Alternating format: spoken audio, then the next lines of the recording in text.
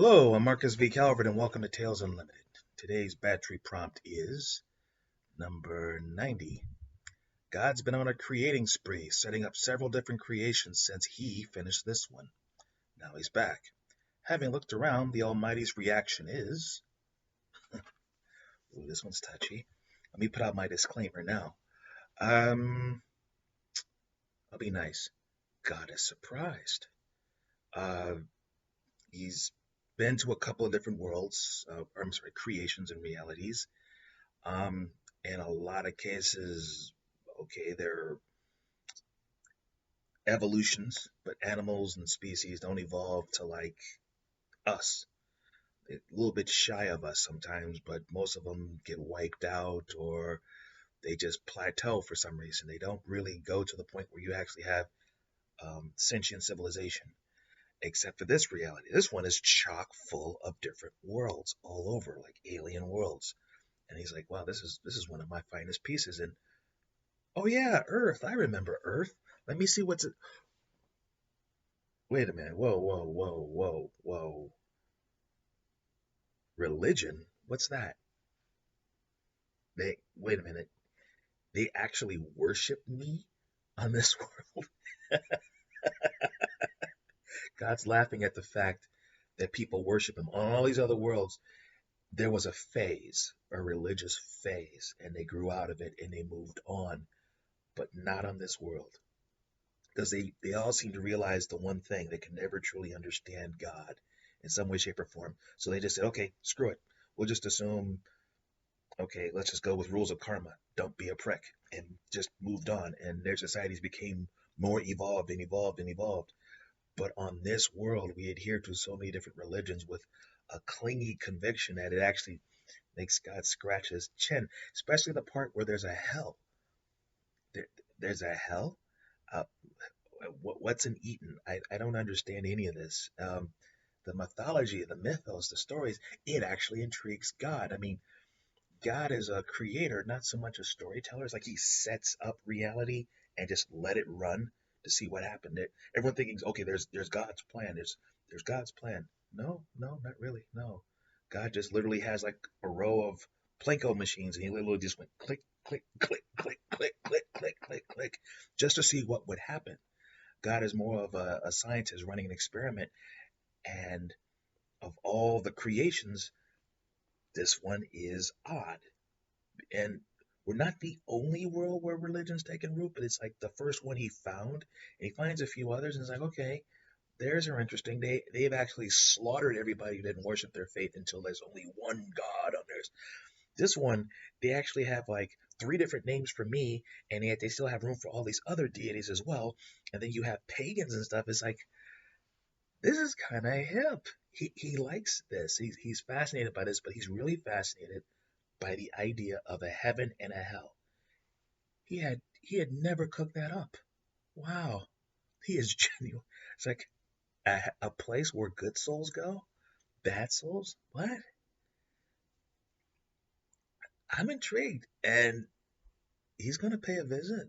He doesn't want to set things straight because he would just crush so many people. But yeah, God's actually gonna hang out on Earth for a while. Just take in the aroma. That's how I'd write it. How would you write it? I'm Marcus V. Calvert, and this is Tales Unlimited.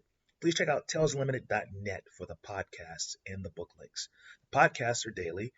There's the Batchery Daily Prompt and a disturbing thought of the day. Um, Check them out. Also, the book links are for they're for a series of books that are available on Amazon. Go to the website, hit the links, they'll take you straight there. They're available as print and as ebook. So what are these books about?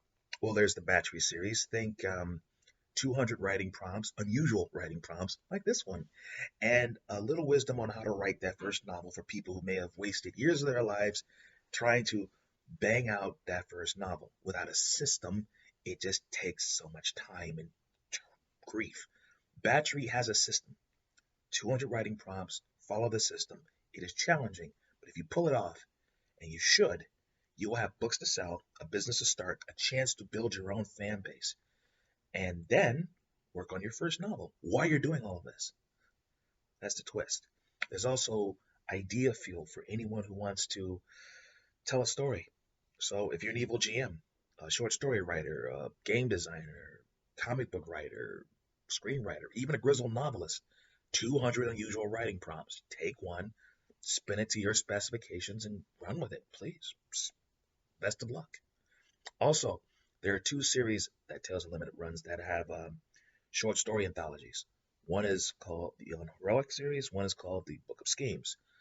Both of them are new school Twilight Zone, 25 stories in each book. What are examples? Well, on Heroic would be, let's see, what if a mad genius gets jilted on her senior prom and she wants revenge? And the only thing that can, I guess, lessen the blow of her revenge is her AI on the wall, which is disguised as a mirror.